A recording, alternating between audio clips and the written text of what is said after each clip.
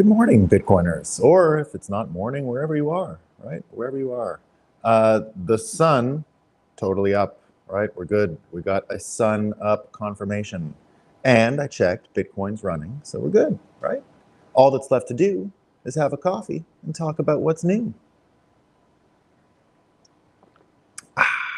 Well, yesterday being January 3rd, right? Bitcoin's birthday, and one of the most famous newspapers covers in the history of the world. It sells for thousands of dollars if you can get your hand on it, is the 2009 January 3rd cover of the Times in England. And I decided, why not? It's a historic day. Let's see what's going on in the Times yesterday, right? So, of course, you open up the Times and everyone's worried about the National Health Service. They call it the NHS, right? The National Health Service. So what happens in a lot of these socialist healthcare systems is budgets, right, get set by government, and then there's only so much money to spend, and they can't really control the budget themselves. So what they end up doing is limiting the amount of beds, right? Beds cost a certain amount of money, and the most manageable unit for these socialized healthcare systems are beds, right? How much money do we have divided by how many beds, right? Beds is the denominator. And what they always talk about in these instances is the overwhelming nature of, spikes in flu. At this time in England, they got COVID again, and they've got the other respiratory things. But what's happening is the whole system, because beds are limited by budget, the whole conversation there is give it more money. Yet it's perpetually in this problem of needing more money, not enough beds, always having trouble. What are they going to do?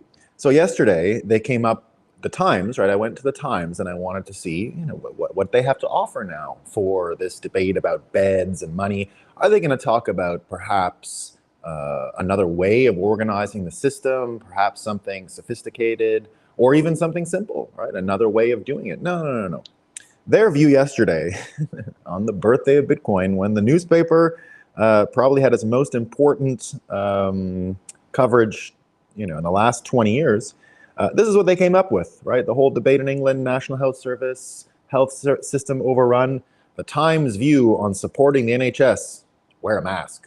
So they've gone back to masks, right? Wear a mask. That's how you can help the national healthcare system, wearing a mask. As COVID and flu cases increase, Britons should lighten the load on the health service by wearing face coverings when they're feeling off color. At least the advice is good, right? So what I will always say about the mask debate, I always understood the logic of masks in Japan and masks in Korea. The people there are used to living with others. They're used to having neighbors. Remember, Japan, Tokyo itself, probably the first city to hit 1 million people since the fall of ancient Rome. There's other cities that say they did it and whatever. But to this day, Tokyo is the largest city in the world by far. There was even this thing, I don't know if you guys picked up on it, Mike Solana, who we talk about a lot, who incidentally was also in the airport with SBF yesterday. So strange coincidence. Mike Solana, who, as I said, we cover on this show, we talk about him a lot. He was just in Tokyo, and he came up with a really interesting cultural observation that I wanted to share with you guys. It is that, when he was in Tokyo, he was surprised, just not shocked, but just contemplating the size of the city. And I've been there many times, and it's truly something when you travel in all different directions and you realize it's still city, hundreds of miles away, you're still in a city. And Tokyo, the greater Tokyo area, 30-something million people in total if you count Yokohama, Chiba, and all the things that grew around it. I'd say if you want to look at the largest urbanized part of the world, it is the Guangzhou, Hong Kong megalopolis. But there are intermittent spots where it's like the new territories in Hong Kong and various others where you get back to fields and country for a minute. So there's 100 and something million in that megalopolis. So you could perhaps consider that the largest city in the world if you really had an open mind. But we're just talking about cities, right? It is Tokyo. So here was Mike Solana's observation, which I thought clever, right? So Tokyo, largest city in the world. The reason why that's not really well socialized, in his opinion, is that the Japanese simply never brag about it. It's their nature, right? So again, the masks, I mentioned the masks because they're used to living in cities. And the point of wearing the mask is not to protect yourself. People in Japan don't go out with a mask because they don't want to get sick. That's never what's happening. They wear the mask because they know that it's their job to protect their neighbor. So At least the National Health Service got that part of it right? It's not about being afraid behind a mask and hiding from viruses as if the mask can save you from getting a virus. No.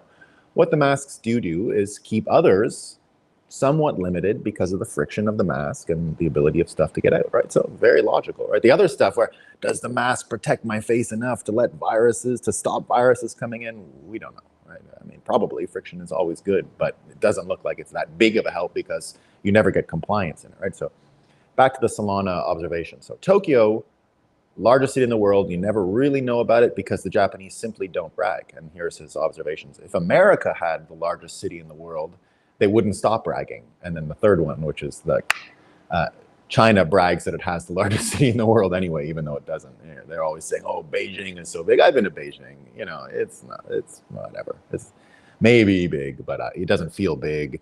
It feels like a lot of suburbs, weirdly. It's kind of new, right? Kind of new. Beijing, not an old city. When I went there, barely any skyscrapers, barely any restaurants when I went there, believe it or not. There was only a few streets of shopping and restaurants. Otherwise, I don't know what people did. It was a long time ago, though, long time ago. Neither here nor there. So just thinking about England and what's going on over there and you know, all the confusion around the National Health Service. The other big thing going on there, and this is really a sign of the times, let's say. Of course, the English people are having to pay huge amounts for their electricity right now. It's happening across continental Europe. They all listen to Greta, as we like to say on the show, right? They listened to Greta, hoped their energy policies would make her happy about her childhood and her teenage years, but you know, she doesn't look that happy.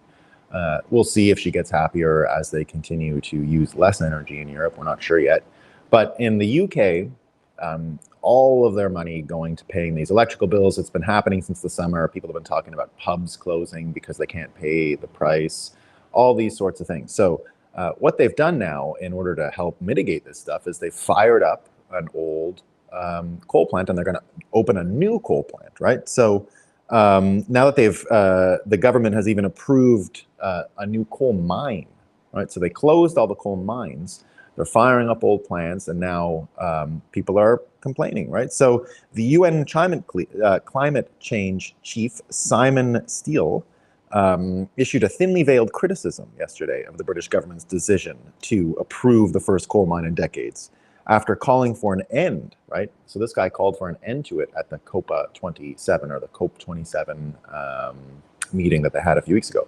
Remember, I have predicted that meeting, the COP27 and COP28 and whatever else is coming next, is the collection of the largest financial losers in the history of the world. And I'll explain. They already had $150 trillion allocated. So that's 6 or 7 times the entire GDP of the United States per year, right? So 6 or 7 times the size of the United States. There's not that much money in the world, apparently, right? But they said they had more money than the whole world. So fine, they had $150 trillion.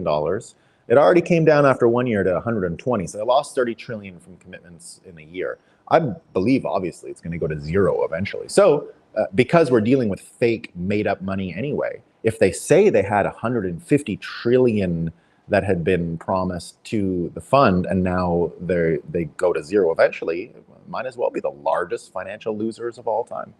And of course, everyone, you know, finally roundly criticizing the decisions made on energy in Europe. Some people waking up and dealing with the problem head on and realizing that energy literacy is one of the most important subjects. That's why we talk about it a lot here. And it's so necessary in order to navigate the future, right? So it's so necessary in order to navigate the future. And that's the theme that we're going to talk about today, navigating the future, because the latest Twitter files have been released. So there's a whole bunch of them that were released. It's kind of hard to figure out what's going on with all of them. I wish there was a place where we could see all of the Twitter files. Some of these I don't even know what, you know, some of them I kind of missed maybe in the last couple of days. I don't think so, but there's a whole bunch that came out. Taibbi came out with a bunch yesterday, all about the beginning of what they say are the Fauci files, but there'll be more stuff coming later. I'm going to cover all that Fauci stuff later because what I saw yesterday in the beginning of the Fauci files they called it the belly button, the FBI becoming the belly button of Twitter or of government interaction with Twitter, I guess you could say. So the source, Yoel Roth, really wanting to limit the amount of bilateral dialogue he had between different agencies, FBI getting involved at that point. So we're going to talk about that. We're going to talk about that next time.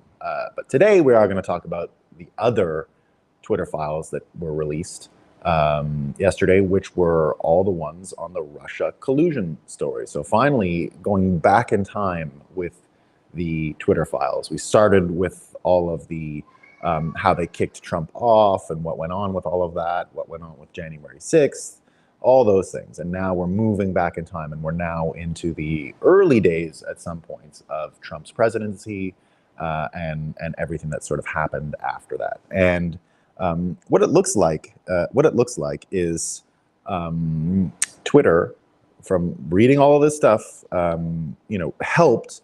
So I guess these are the reactions. I'll tell you what the reactions were, right? So Adam Townsend had one. Let me see where this good one is. This is from Tracy Beans, right? This Twitter files drop by Matt Taibbi today is important, not just because it shows how politics and the intelligence community creeped into Twitter, but because it proves beyond a shadow of a doubt that the US intelligence community purposely created a Russian conspiracy in order to attempt to remove a duly elected sitting president, so that they could ensure that their corruption wouldn't be exposed and that they could maintain power. This is much bigger than Twitter. If you'd like, so basically, everyone yesterday talking about how this proved how the narrative of Russia collusion ended up being constructed by the intelligence community through these media apparatuses. And, we had Jordan Peterson who jumped in and said, this whole thing seems like so much made out of so little, because when they looked into it, there were only a handful of cases of any type of influence happening. It really wasn't nearly as pervasive as anyone thought. Now, a lot of people who would follow this for a long time knew that the Russian influence machine was pitiful at best when it came to the 2016 election. We saw some of those tweets, the fellas who got, charged for creating the memes. They had a total of 10,000 impressions across the entire internet, and they were really pitiful. If you ever saw them, I saw them back in the day. Not even funny. They don't look like they had much traction. No one really involved themselves. It's very difficult, as some people are unaware, it's very difficult to make something go viral mimetically. It has to really hit all the buttons. It's got to be a type of symphony almost, right? It's got to really be coordinated in your brain to see these different connections in order for you to seize on it and push it out there. Now, of course, memetics operate in a step-up system where one meme can grow on top of the other. But they're very difficult to just put out there into the environment and have any traction. As the slogan sort of goes on Twitter, right? The left can't meme, or you get a lot of these ideas that fiat people can't meme, all of those things out there. The meme wars around how Trump was elected and how all of that energy supported him at the time. So, not understanding the difficulty of joining a mimetic conversation already is one of the limiting factors here, right? So people who had an understanding of mimetic transfer of information definitely understood that whatever they called Russia collusion in 2016 was pitiful, weak, and had zero influence. The fact that it was done was irrefutably true, but did it have any resonance or an impact? No, right? No. So it was already clear that much was made about nothing, but we never actually saw the internal machinations, right? So you've got Mike Duncan observing yesterday on Twitter, "I feel bad for our country, but this is tremendous content." And Elon Musk responded, "Feels like we're at an inflection point." You had Adam Townsend, who joined Hans Mahnke. I don't really know how to pronounce his name, Mahncke. He actually hosted a Twitter Spaces last night, and Matt Taibbi showed up. And everyone giving Matt Taibbi a ton of credit today, because Matt Taibbi sat there apparently for hours just taking every question, hand-to-hand combat on every issue. Not everyone agreed with what he was saying. It triggered a lot of people, but certainly a lot of people there also to just get details, and apparently a really constructive conversation. I haven't heard the replay. It's 2 hours and 51 minutes. Thousands of people tuned in. I'm sure we're going to see a lot of interesting stuff out of it, because you really get a sense, I'm told by those who listen to it, that Matt Taibbi has such a connection now to the Twitter files. He's really become intimately connected to the whole story of the emails he's gotten, and is now able to really respond and give context on almost any question. So I'm told that anyone who has spent time watching this is going to have enough material to write papers, essays, investigations, all kinds of stuff. So apparently the Spaces last night was that good. So I'm going to try and listen to a bit of it today. Adam Townsend, Adam Scrabble, if you don't know who he is on Twitter, he's a great follow. Takes issue with a lot of the people that I mention on the show, like Mike Schellenberger. So he's an anti-Michael Schellenberger guy. So it's good to have, different people that don't all agree with each other. And I definitely value Adam Townsend's point of view, and generally follow him. So Hans Mankey did give us a sense of what went on yesterday during the Spaces he hosted. He says, "Thank you, Matt Taibbi, for giving us blow-by-blow first-hand account of how the Twitter files project is unfolding. So many highlights." He'll go on to talk about Jim Baker's email coming out later. But this was the most important one that I wanted to mention. Right? This is the most important one that I wanted to mention. This goes back to 2016 because it involves the current president. Right? And this is the one that is getting a lot of traction today. Reposting this here, Hans Mankey says, "Reposting this here for the haters who keep claiming that the prosecutor has closed the case against Hunter's company before he got fired. That's a lie. The prosecutor seized Hunter Boss's property on February 2nd, 2016. A few weeks later, Biden had him fired." So we're all talking now about this time years ago where Joe Biden, if you go back to the first time Trump was impeached, it was all about the perfect phone call with Zelensky.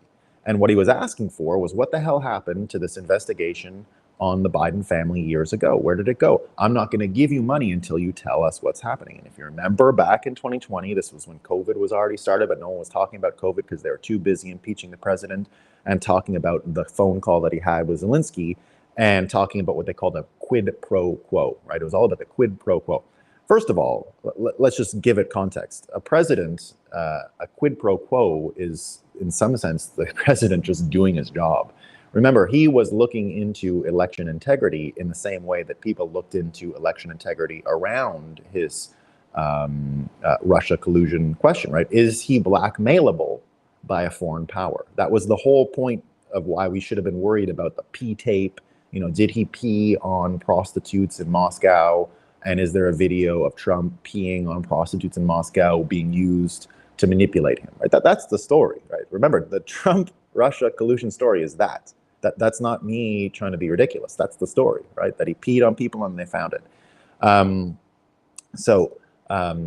In this case, what we were led to believe when we were talking about Trump-Russia collusion was that he was manipulatable, and he was asking questions to Zelensky about whether his opponent was manipulatable. And if you think of the president as the person in charge of election integrity during their time in office, the same way Katie Hobbs was the person in charge of election integrity because she held the office at the time of Secretary of State, which has to do with the actual election integrity piece in Arizona. So she ran the elections. In the same way, the president has a job, even if he's the incumbent, to make sure the election system has integrity. So if his competitor could be blackmailable, it's a normal question to ask the place where he's being blackmailed from. And what they were always referring to was this actual investigation. And if you remember, there is a video of Joe Biden saying when he was still vice president at the time, "Oh, I'm going to talk to this minister or this whoever. If they don't do what I want, we're gonna withhold stuff." So it was the same quid pro quo thing. We're not going to do unless you do, right? So everyone at the time already questioning that in 2020 when Trump was impeached. How does Biden get to do it on record openly? And then there's this phone conversation where they said Trump did the same thing, but he's getting impeached for it, but we haven't heard the phone conversation, right? So what's going on there? So this Twitter files gets into the details about what happened there around that time. And it turns out that this minister, Zlovchesky, who was looking into Hunter Biden's associations with Burisma and the other energy companies, was indeed fired before the investigation was seen through. Much the same as what we saw yesterday with the AG of U.S. Virgin Islands in St. Croix being fired for the J.P. Morgan investigation. How many of you heard about that yesterday? Was it even in the news? Did anyone else talk about it? Was I literally, I saw Sticks, Hex, and Hammer made a show about it, but I don't know anyone else who discussed that story yesterday. I don't know anyone else, right? That the Attorney General of the Virgin Islands, who was going to sue J.P. Morgan in a federal court in New York City about aiding and abetting Epstein in his crimes and Ghislaine Maxwell in those crimes, that, you know, she's just gone now. No need to look further at the financial records. Much the same as what happened here in this case. And now people are going to say, well, you know, this time now we have all the pieces in place and more people are going to know. As I always say on this show, indeed, this will open a few more eyes, right? This is really good, and people are going to wake up a little bit, right? This is sort of hand-to-hand combat, a few folks. But the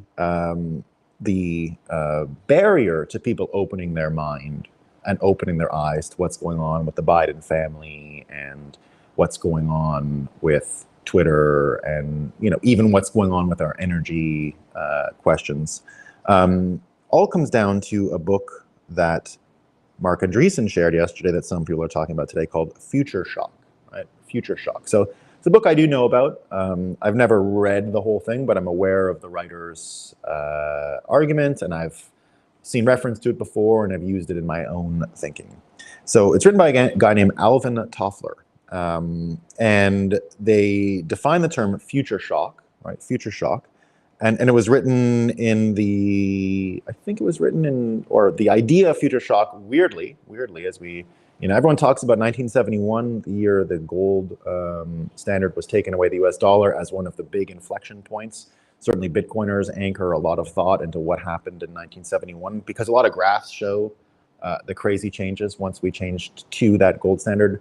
But one thing that we've been talking about a lot here is the first to second turning and the fourth turning frame, which was the Kennedy assassination and what happened in 1964. Because, of course, in 1964, that's when you get the Bank Secrecy Act. That's when you get a lot of the financial surveillance that goes into targeting people who are questioning what's happening between LBJ and the dead president and who knew what and what happened when. So at the time, a lot of opposition came up, and you started to see a lot of surveillance, financial surveillance, spring into action. So that happened in 1964. And a lot of the psyops began in 1964. That's where the word conspiracy theory even enters the New York Times. It appears 0 times previous to 1964.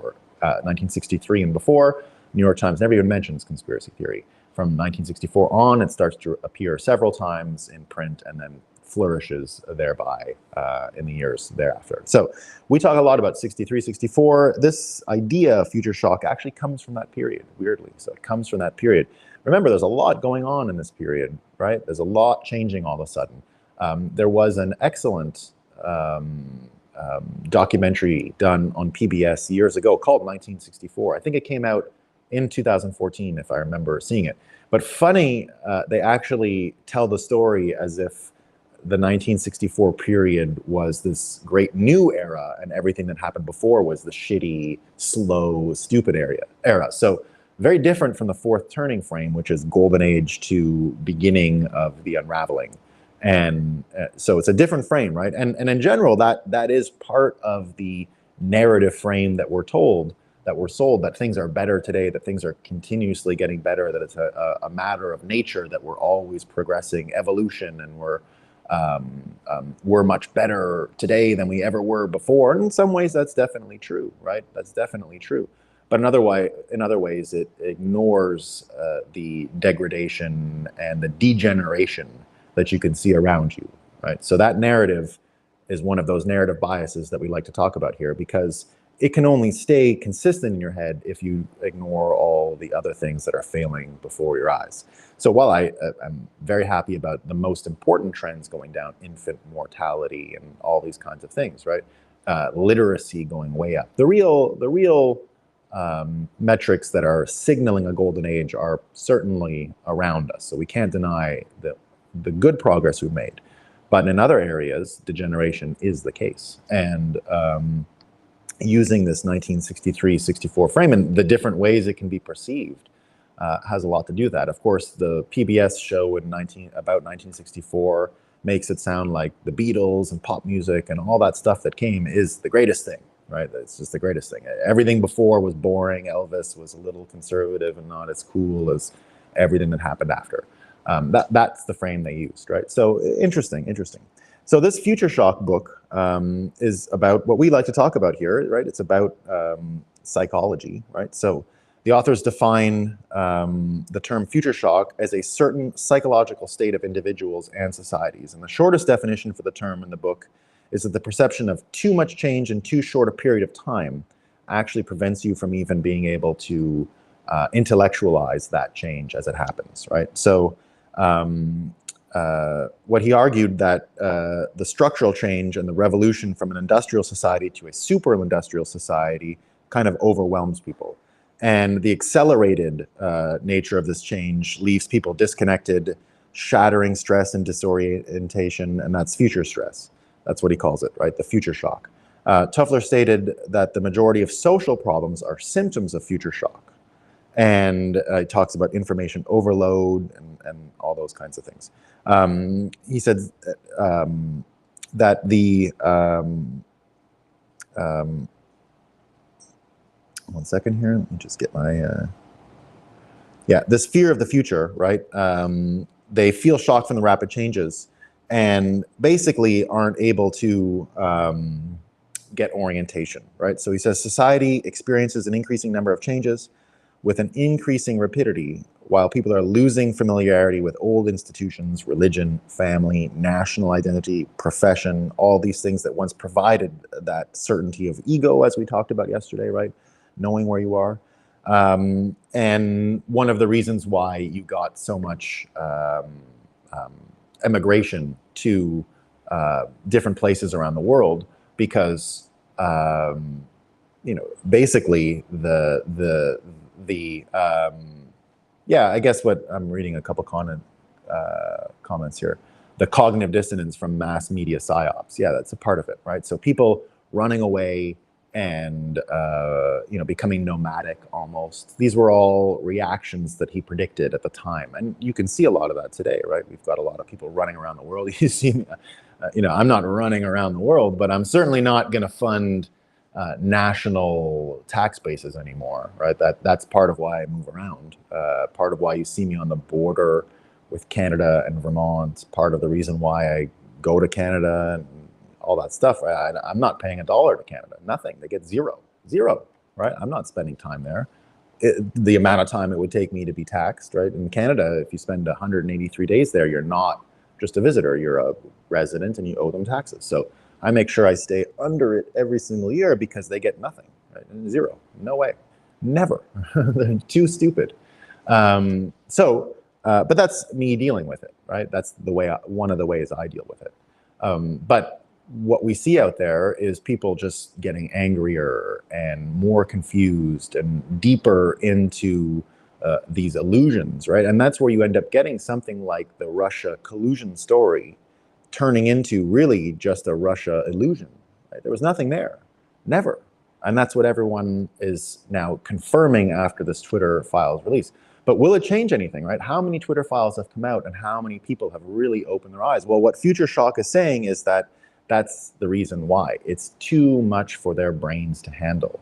And when you have that much overload, I mean, let's look at the facts, right? Are people willing to admit that when LBJ took control of the United States in 1964, that we did have a criminal in office running institutions, like a real criminal? Remember, LBJ was only ever a public servant, and he died in the 60s with $100 million. That's all corruption, 100% all corruption.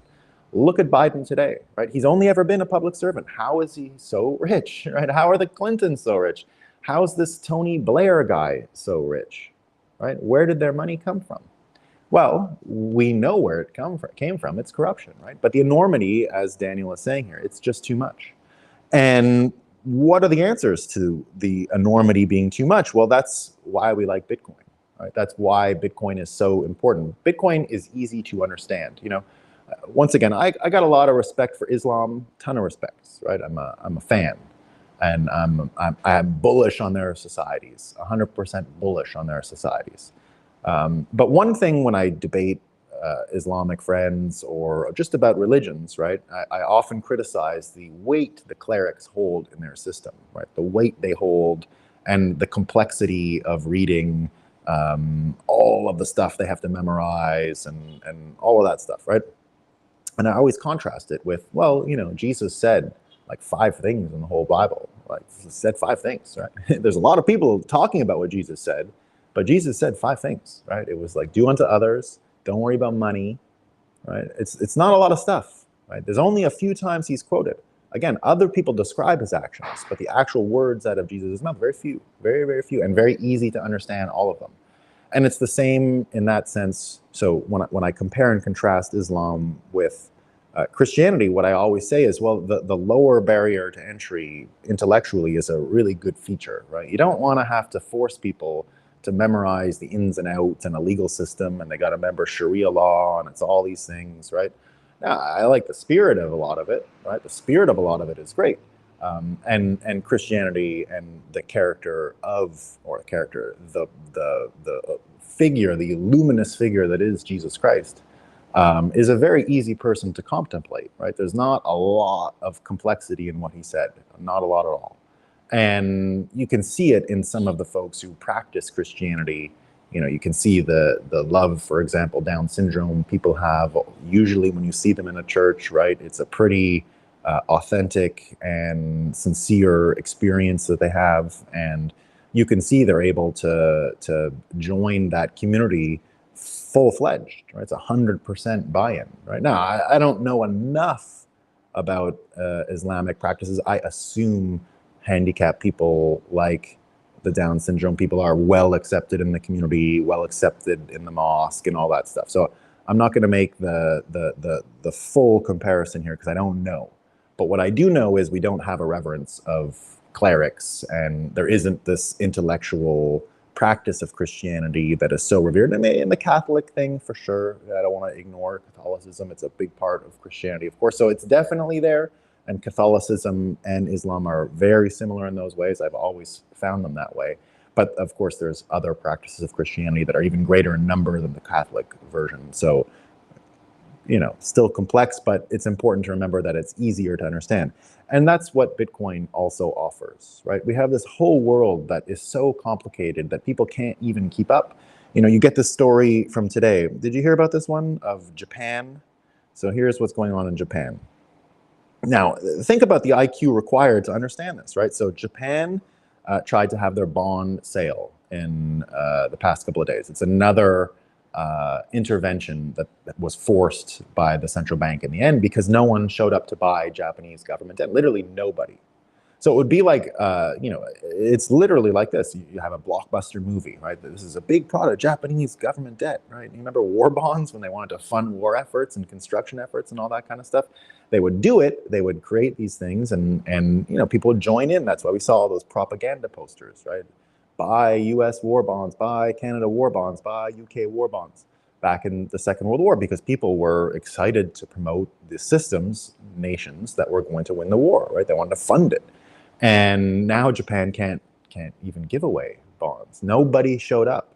It would be like a blockbuster movie coming out this week and no one shows up, like literally no tickets sold. So they had to buy them themselves again. Now, think of the complexity required to understand, first of all, why that's significant, right? And what are the consequences? The consequences are again, even for me, this is future shock for me. It's totally upends the global financial system that this happened, right? This is the canary in the coal mine. This is the system burning down. This is what it looks like, right? It's catastrophic central bank failure. Japan's bond market goes, the whole financial world will follow suit. They can plug the holes.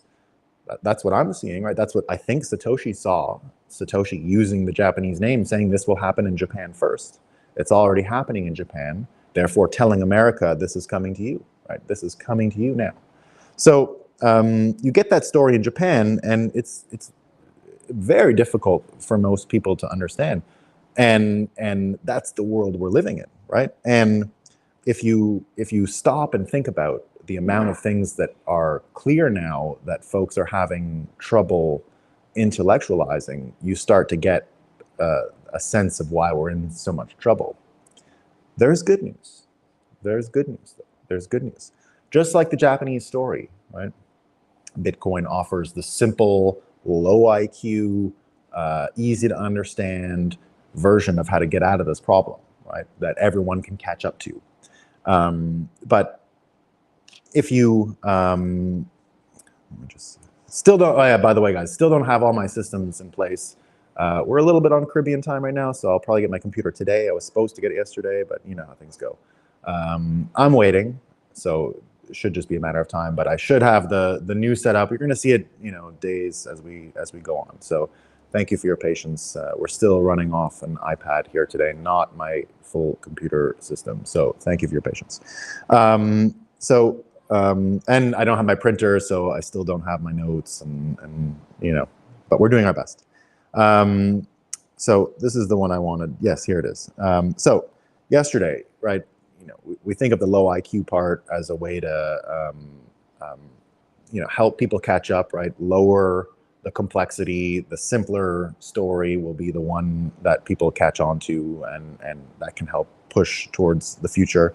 But humor, right? Humor, laughing at the clown world is a huge part of this, right? Being able to see the clown world for what it is and seeing punchlines in plain everyday headlines is the way we're going to win, right? So we think about, can people really believe what we're seeing in front of us? That Joe Biden is a real criminal running a criminal syndicate around the world with various countries involved and blackmail and all kinds of stuff, right? Very difficult to believe until you start seeing the funny punchlines. Yesterday, Karine Jean-Pierre, his spokesperson, right, who he puts out there because he can't really talk, right? He's not great at talking anymore. So the spokesperson has to go out there, and they're asking him all about Sam Bankman-Fried, the SBF guy. How did he get so many White House meetings? Apparently had 4 White House meetings in 2022. 4. So 4 times SBF made it to the White House, right? So what are people saying? Like, how is this even possible? How is it even possible? 4 White House meetings. I was involved in a lot of the early lobbying in Washington, D.C. I helped, the different groups get going and knew who they were and had a small say in who should be considered for the jobs. I said, that person be good, that person's pretty good, they can help, and da-da-da-da. So very limited role, but I knew what was going on. I was even involved in conversations saying we don't have enough, right? We need a new thing, we need more, we need this, we need that, we need specialists. So this was stuff, just living in the Bitcoin world 10 years now that you see over the years and you involve yourself with and you can sort of put in place, right?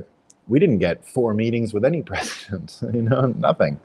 And there was no lack of money being spent, trust me. There was a lot of money being spent by people, but we didn't get 4 meetings. And we thought we had it in. If you remember, Trump's chief of staff, right? Trump's chief of staff, Mick Mulvaney. Do you know what Mick Mulvaney was called before Trump made him the chief of staff? We used to call him the Bitcoin congressman. He was a crazy Bitcoiner, like crazy. We had total access to him before he joined the White House. And I thought when he was announced as chief of staff, we were going to get a lot of Bitcoin stuff, right? We were going to get way more Bitcoin stuff. We never even got a meeting, right? You had that much of an in, you can't even get a meeting.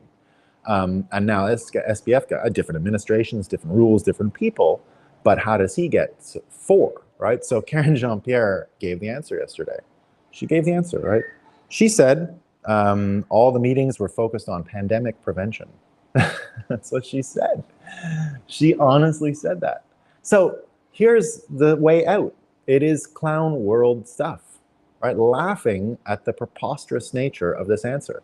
This further confirms, as far as I can tell, that he's a criminal. It further confirms it. You know, the money guy who knows how to launder money, SBF, who knows how to involved in Ukraine and all this stuff and move money around the world if you need it, no problem. Throw it in the crypto hopper, take it on out, right? It's a big casino, big casino. So he is being sold by Karen Jean-Pierre as the reference for pandemic prevention. You can't make this stuff up. I can't even add a punchline. There's no need to add a punchline. Humor and reality are the same, which is a big help to us, right? Which is a big help to us. That's what will help destroy clown world. Answers like this, right? I'd say Karen Jean-Pierre's answer did more to confirm in people who just open their eyes to the corruptibility of mainstream media and corporate news or legacy media or whatever you want to call it around the SBF story. Remember, on this show, we think that those people are really valuable. The people who've opened their eyes because of Twitter file corruption into the January 6th story and into the SBF story being the most important, right? The SBF story being the most important for crypto people because all of them now much more simply opening their eyes to what's going on, much more easily, right? What about this other one? You get the Jordan Peterson story today, right? Jordan Peterson story today. So if you guys haven't followed this, Jordan Peterson, who, you know, we are fans on the show. We point out when he gets the Anon stuff wrong and all that. And we're not huge fans of the content. We definitely disagree with him on the, you know, basically him saying that the Anon issue is a major Twitter problem. I say it's just a major problem for a person who has 1 million followers, right? So to everyone else, it's, you know, not a problem. So it's just him putting himself first, which is a normal human failure, right? I can forgive that all day long, no problems. You know, and I definitely disagree with Peterson when it comes to the Elliot Page story. So I'm not on the same page as him on that one, right? I'm not, but I can still respect him even though I disagree with a few of these questions because I think he's an overall positive force in the world. And, you know, even when you look at the stories the past few days, like this Paul Ehrlich story that we talked about yesterday, you know, Paul Ehrlich story. Paul Ehrlich being the guy who's always pushing for these catastrophic end of the world narratives, and 60 Minutes just had him on the other day. But what a world we live in now, right? What a world we live in where the smartest people in the world, including Jordan Peterson and Elon Musk, immediately jump in and say, don't listen to 60 Minutes, it's bullshit, right? It's very valuable, very valuable. It's a sign we're in the golden age. I often say that in the case of Jordan Peterson, a sign that we are already entering the golden age is that educators like him are celebrities. That's a good thing. That's a really good thing, right? It's a really good thing. Whether we like everything he teaches or not, and his teaching isn't really for me, right? It's not my thing.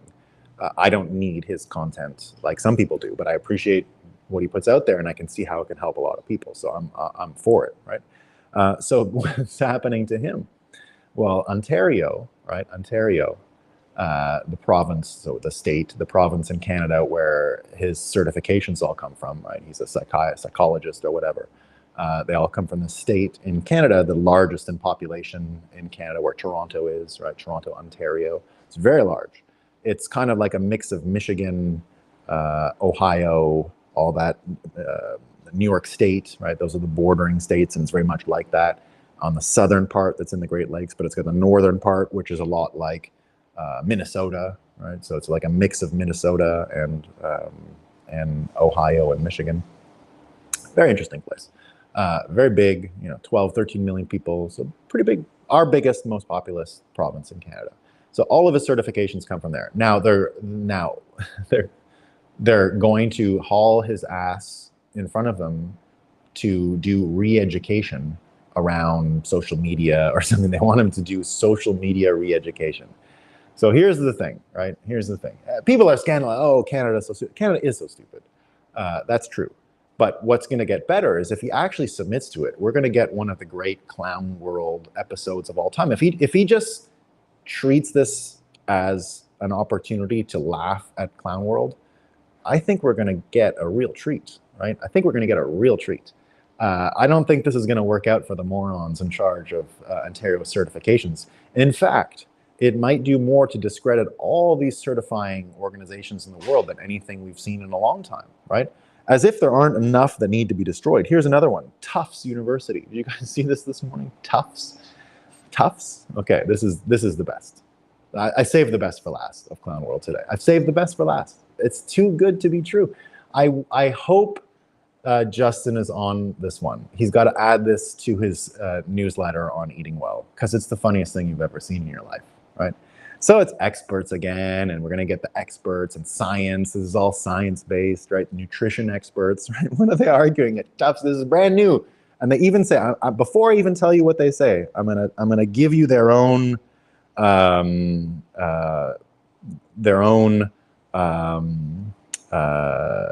self-image, right? So according to the Tufts Food Compass, they created a food compass, right? It's a food compass, which they tout as the most comprehensive and science-based nutrient profiling system to date.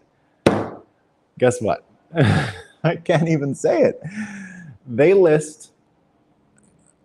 even put the brand name in there, right? Lucky Charms ice cream, Lucky Charms cereal, Lucky Charms cereal as healthier, twice as healthy, not just healthier, twice as healthy as steak, eggs, whole milk. I said it. I'm not kidding. Watermelon is about the most healthy thing in the universe, according to them. And ground beef, should be minimized and don't take it, and eggs. But somehow, getting a pretty good score, it passes, right? It definitely passes. Our Lucky Charms, it gets a 60 on 100, whereas ground beef gets a 26 on 100, right? So Karen Jean-Pierre says SBF was meeting with the president about pandemic relief. The Ontario College of Psychologists or some shit says Jordan Peterson needs, and they're gonna do it for him, re-education, right? I want to see what the re-education's all about. And now Tufts University, more experts in science, saying Lucky Charms, right? My Lucky Charms they're magically delicious, they're magically delicious, as Brian says, right? Brian Peterson. They are magically delicious. Indeed, they are magically delicious. We love them. So they're actually selling this stuff. So the good news is this whole story of Russia collusion, right? It might not be the Twitter files that are going to show that it was a Russia illusion. But if you start putting the pieces in place, humor is here, right? It's a funny year. It's going to be an even funnier year as it goes.